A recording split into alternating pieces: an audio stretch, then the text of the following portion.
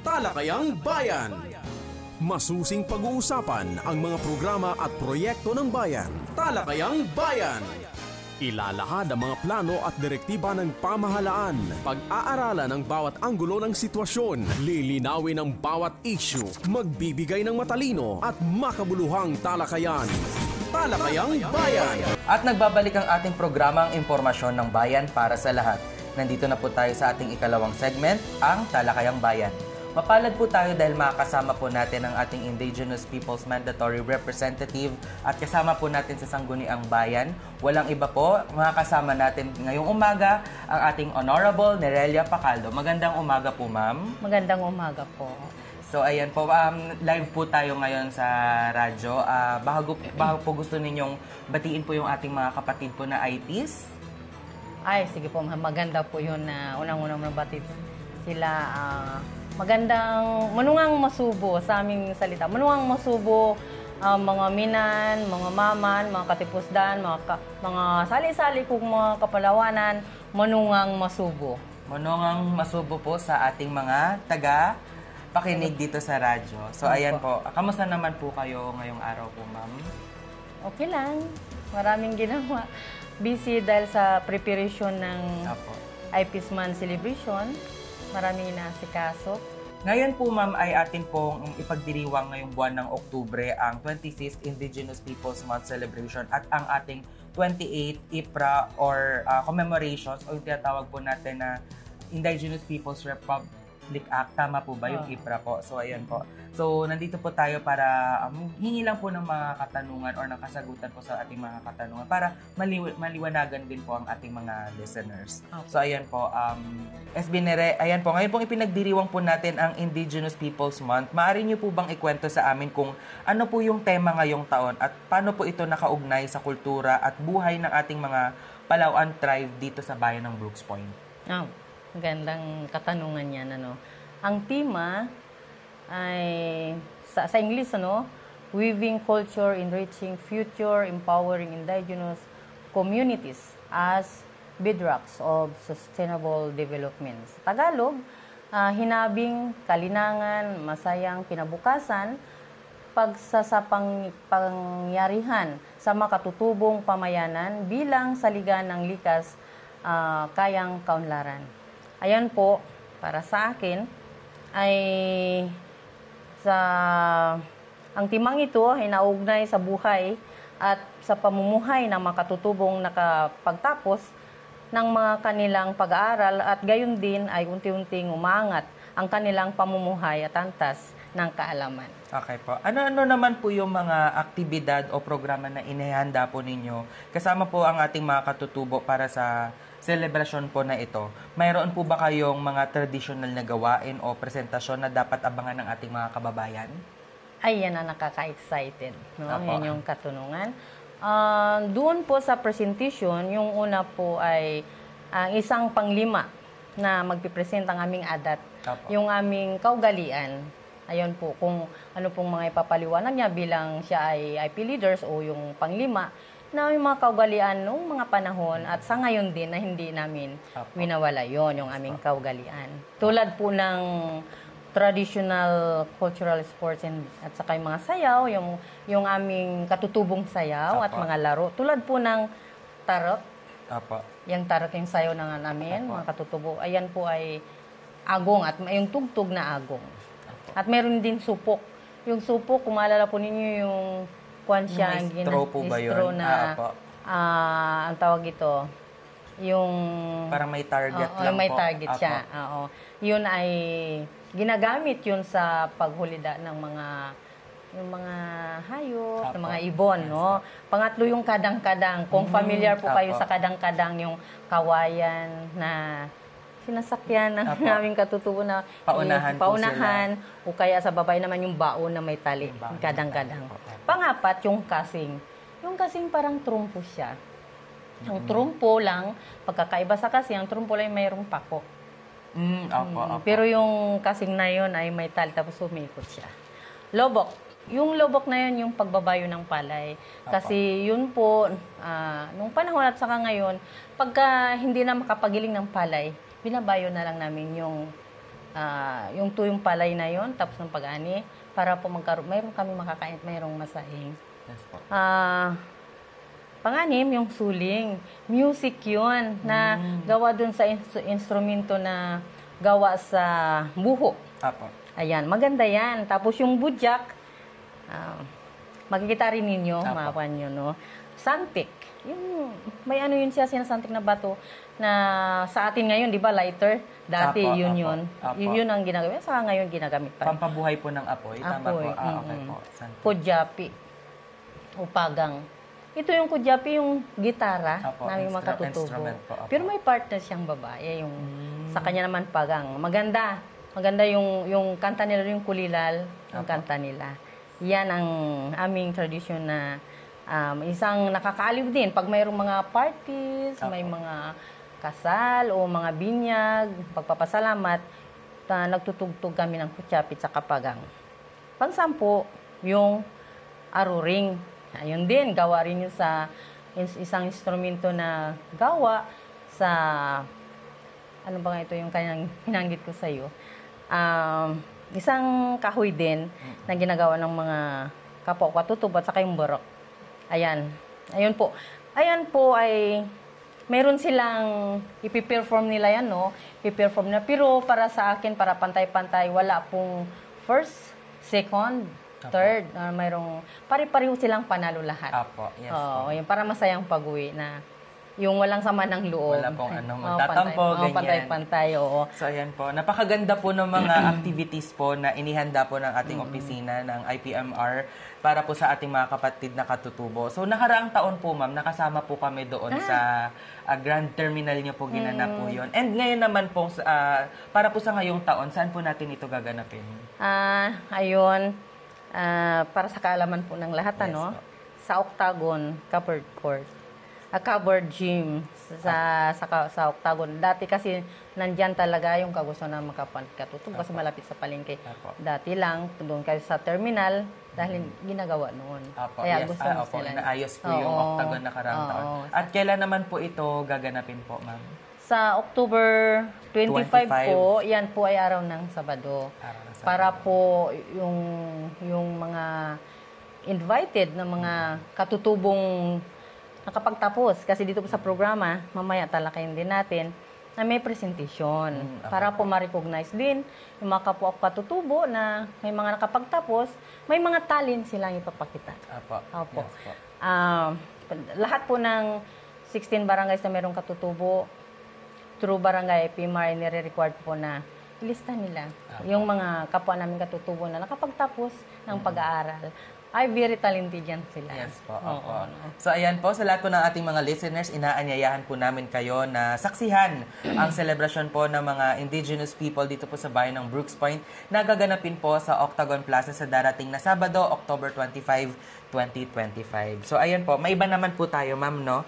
Sa mga nakaraang taon ng inyong panunungkulan bilang IPMR ng ating bayan, ano po yung masasabi ninyong pinakamahalagang accomplishment na talagang nakatulong sa ating mga Palauan tribe? Ay, magandang katanungan yan, no? Sir, kasi yun talagang nakatulong yung first time nilang makatanggap ng insentibo. Quarterly incentives ng mga qualified panglima.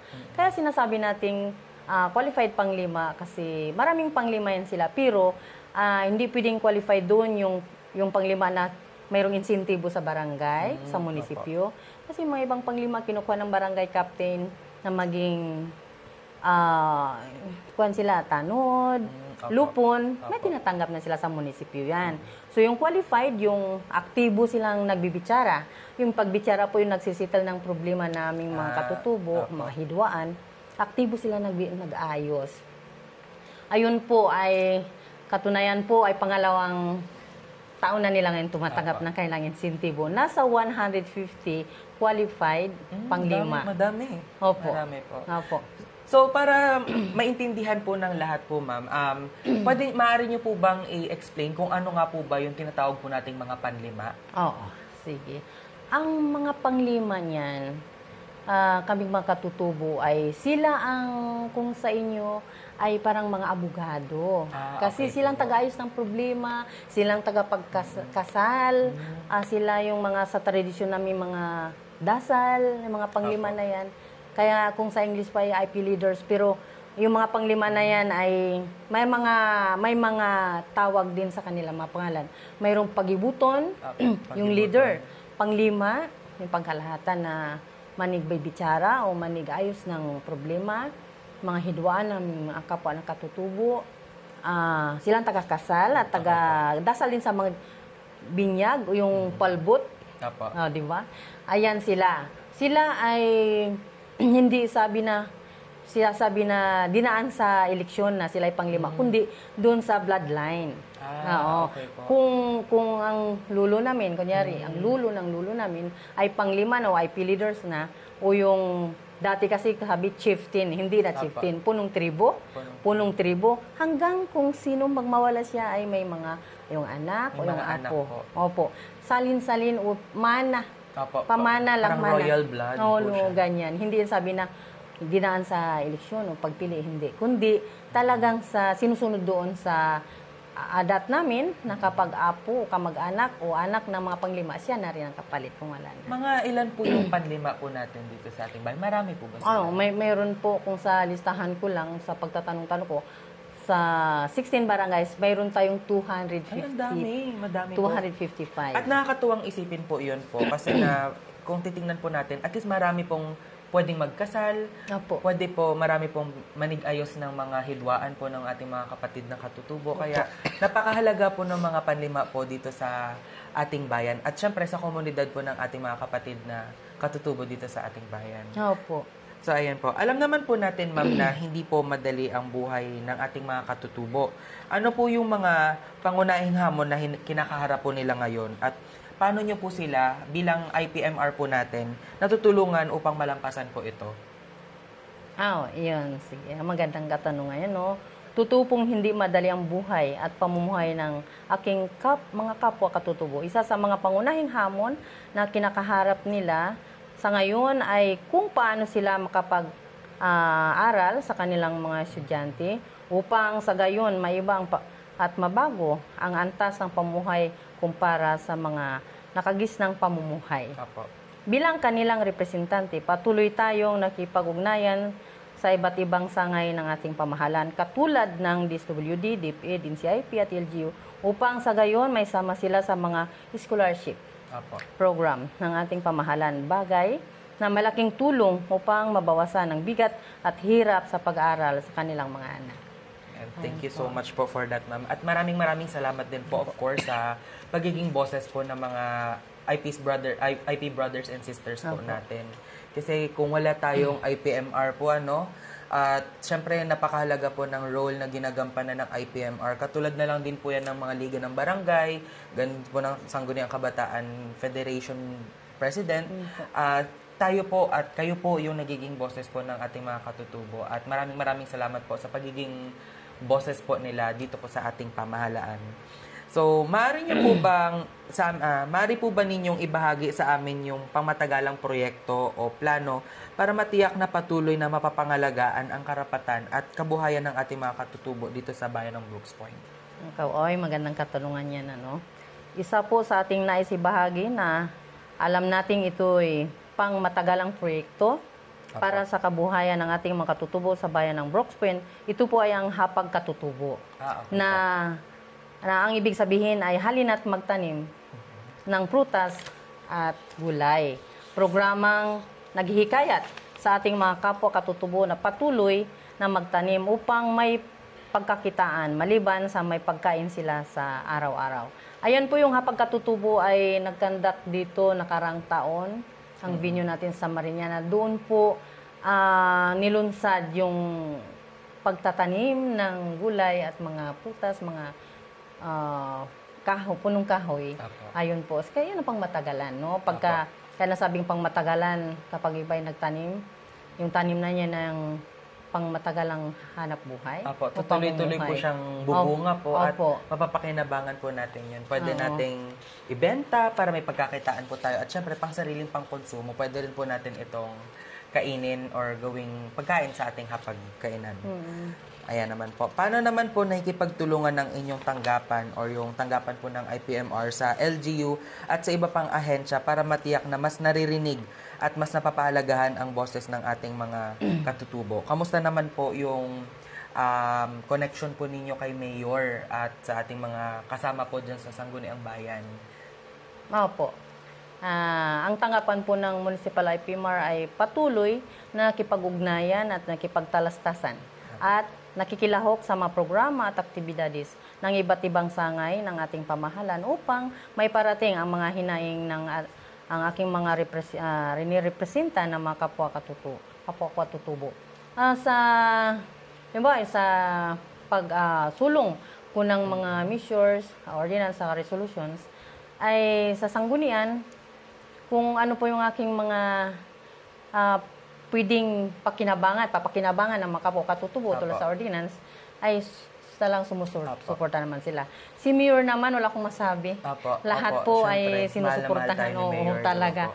O si Mayor po, lahat naalala po yan sa kahit yung unang termino ko, ngayong pangalawang termino ko, ay patuloy lang sa suporta. Pag sinabi ko, Mayor, mayroon na pong draft ordinance na ganito. Lalo na po yung IP dorm. Ay, opo, maganda po, narinig ko po yun, ma'am. Kamusta na po pala yung progreso po ng proyekto po na yun? Opo. Yan po ay approved ordinance ng IP dorm students ng PSU. Siyempre, very supportive talaga yung ating ama ng bayan, no? Una, siyempre, hindi naman tayo makapagpatayo kung wala tayong na-acquire na lute. Ay, na lute. Hindi pa. Ayun po, at nakausap niyo yung may-ari ng lupa. Okay naman po na inahanda po. Katunayan na isama na po yan sa annual investment plan. Hindi lang natin alam kung 26 o 27. Hindi rin natin agad-agad kasi nga pinaghati-hati yung pondo ng bayan. Pero sa mga kasamahan ko sa sanggunian, talagang wala akong masabi. Talagang very supportive sila. Talagang inaalalayan nila ako. Pag dati naman kay Mayor, wala akong masabi. Lalo na ngayong IP-Man celebration. Yes po, opo. Grabe rin. Basta sinabi ko, Mayor, itong kailangan. Doon ka na, ganyan ka lang. Supportive talaga siya. Wala akong masabi. At magandang proyekto po yung magkakaroon po ng dorm sa IP dorm po doon sa PSU banda. Kasi syempre marami po tayong mga kapatid na katutubo na nag-aaral po sa kolehiyo. At syempre, malaking tulong po ito kasi lalo na po sa mga malalayong tirahan. Kung magkakaroon po sila ng sariling dorm, ay hindi na po sila gagastos sa kanilang pamasahe. Kung gagastos man po sila ng pamasahe, ay yun na lang po ang pag-uwi po sa kanilang mga tahanan. Pero pagkatapos po ng klase, ay hindi na po nila iisipin pa po yung gasto sa tirahan dahil kung meron na pong ganun ay of course. Kaya lang idagdag ko lang, kaya naisipan ko pong gumawa ng ordinansa.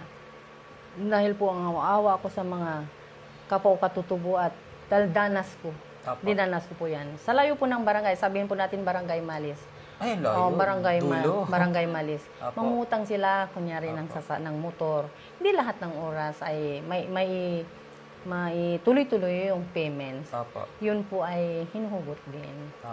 Kahit man mag-boarding house, magkano po yung boarding house ngayon? So, naisip ko, kasi sa pinagdaanan ko, ako isang working student na hirap talang kalagayan. Dadaanan, puro basakan. Pero yung mga kapwa ko katutubo sa malayong barangay, yung init, ulan, magmumotor sila, tapos minsan, kakaulihan pa. Ganun. Kaya sabi ko, parang in-imagine ko, gagawa ko nito, sinikap ko na pag doon sila, may dorm sila. Sipirit naman yung mga lalaki, sa kalalaan, sa mga babae. Ang forma kasi ng pangarap ko sa gitna doon yung kanilang admin na para maproteksyonan sila na bilang mga kabataan o yung mga estudyante na hindi sila mapabayaan. Siyempre, sa pag magkaroon na yan, mayroon ding mga patakaran na yung mga bisita, kung ano mga bawal, yung mga paninigarilyo, pag-inom, bawal naman sa estudyante. Kaya maganda, in-imagine ko, napakaganda, no? Kaya yun yung pangarap ko. Pero sa kabila niyan, hindi talaga ako pinahirapan sa sanggunian, saka ni Mayor, talagang natuwa pa nga siya. Dahil maganda po yung layunin po nun, ma'am, no? Kasi syempre, kapag college po talaga, kapag nasa kolehiyo ka po, hindi po natin may iwasan na uuwi po tayo ng gabi. Or kung hindi uuwi ng gabi, ay kailangan po natin makipag meet up sa mga classmates po natin kapag may mga group projects po tayo, especially kapag may mga research paper. Napaka-importante po ng research paper sa pagtatapos ng isang estudyante po. At hindi naman po pwede na papabayaan na lang po ito. At may mga ilan po na nagsasakripisyon at umaabot na ng gabi. Kaya malaking bagay po na magkaroon po ng dormitories po para po sa kanila, para hindi na po natin maiwasan yung mga potential na aksidente sa pag-uwi po nila sa kanilang mga tahanan tuwing gabi. At maganda po yun, no, na ilalagay po yung admin sa gitna para mahiwalay po yung para sa lalaki at para sa babae. At siguro maproteksyonan at magabayan po sila at makita na hindi po sila gumagawa ng, alam po yun, yung pagbibisyo po. Ganyan. Siyempre, at the end of the day, tayo po ay nasa eskwelahan para po mag-aral po. Tama po kayo. Hindi pa ninyo po naitatanong, pero naitanong siguro nyo kanina kung ano pang dapat abangan ng mga aking mga plano na sa susunod. Mayroon po kong draft resolution para po sa mga estudyanteng kapwa ko katutubo na yung salutatorian saka valedictorian, pero ngayon daw hindi na, wala nang ganon yung valedictorian, salutatorian, with honors, o high o ganon, ay mayroong full scholarship allowance. Para naman, mayroon tayong scholarship ng bayan, no? Scholar ng bayan. Lahat naman yun, walang pinipili. Pero ito naman, excuse me po, para lang mas lalo pang ma-motivate. Yung mga kapwa katutubo na karamihan, matataas ang grado nila. Nakakatuwa, no? Sa kabila ng hirap ng kalagayan. Pero yung bang magkadagdagan pa na ma-challenge sila o mas lalo pang silang sipagan na pag-aaral at matuwa sila, masaya sila sa buhay at mati magulang nila na nare-recognize sila. Yes po. Yun bang full scholarship? Basta halimbawa may grades na 90 to 100, mga ganon. Ang with honors po ay may grades po na 90 to 94. Wow. Ang with high honors naman po ay 95 to 97 at ang with highest honors naman po ay with 98 to 100 po. Tatlong... Yes po. May bracket po sila. May bracket sila. Parang sinasabi na valedictorian, salutatorian, sa first honorable mention. Yes. Ganon dati Hindi yun. naman po. Basta po yung grades po ninyo ay Ganon, makapasok doon sa bracket. Kayo po ay qualified para maging with honors, with high honors, at with highest honors. Ayun. Ang valedictorian at salutatorian naman po, sila po yung top of the class. Pero sa pagkakaalam ko po, dinidiscourage na po yun. Bale, wala na pong pinakamataas, wala na pong pangalawa sa mataas, wala na pong panlima. Para lahat po ma-foster po natin yung pagpapantay-pantay. Tama. Ganyan po. Opo. Yan po. Maganda yun. Ayun po ang sunod kong tatayuan yung draft resolutions. At pinagdadasal po natin na masuportahan po yan ang ating pamahalang lokal ng bayan ng Brooks Point. Yung pinagdasal ko ay hindi po yun aayahuhan at hindi nila ko pabayaan. Maganda po ang layunin po. Maganda po ang minimiti natin dyan. Kaya sabay-sabay po nating ipagdasal na masuportahan pa po yung mga proyekto po ng ating opisina ng IPMR. At bilang pagtatapos po, ma'am, ano po yung nais ninyong idirektang mensahe para po sa ating mga kapatid na Palauan at sa iba pang mga katutubo dito sa bayan ng Brooks Point, lalo na ngayong buwan ay nakalaan po ito para sa kanila. Pwede po ninyo silang batiin gamit po ang sarili po ninyong dialekto. Sige, maraming salamat po. Bilang pagtatapos ng ating maikling pakipagtalastasan, nais kong batiin ang aking kapwa katutubo na maligayang pagdiriwang sa buwan ng mga katutubo. Halina't magdiwang sa ika-28 Indigenous People Month Celebration and 28 April commemorations. No? Do Palawan, mga sali-sali kong mga kapalawanan, mga katutubo na pag ng kudimyo na kay sulipatan adatsyo na ito bulano at mga katutubo, kailangan kunting English lang i-celebrate syo, magpakasaya syo, magkaisa syo, baano nakasanayan syo mga adatsyo na mga kuan ito kulturasyo, traditional baili, mga kasuutan, mga kanta, mga baili, kay sulipatan doon natin ipagdiriwang. Ayan po. So ayan po, maraming salamat po sa oras po na inilaan nyo para po sa opisina ng Municipal Information Office at syempre para sa pagbibigay po ng boses para po sa ating mga kapatid na katutubo. Ayan po, atin pong tandaan na sa darating po na araw ng Sabado, October 25, 2025, atin pong isi-celebrate ang 2025 Indigenous Peoples Month celebration o ang 28th IPRA commemorations with the theme Hinabing Kalinangan, Masaganang Kinabukasan, Pagsasakapangyarihan sa mga katutubong pamayanan bilang saligan ng likas kayang kaunlaran sa Octagon Plaza, Barangay Poblacion District 2, Brooks Point, Palawan. Once again, thank you so much po, SB Nere, sa inyong time. Maraming salamat po. Naway makarating din po kayo sa araw na yun para ipagdiwang natin at mag-participate din po kayo. Maraming salamat. Kita-kits po. Talakayang Bayan. Masusing pag-uusapan ang mga programa at proyekto ng bayan. Talakayang Bayan. Ilalahad ang mga plano at direktiba ng pamahalaan. Pag-aaralan ang bawat anggulo ng sitwasyon. Lilinawin ang bawat issue. Magbibigay ng matalino at makabuluhang talakayan. Talakayang Bayan.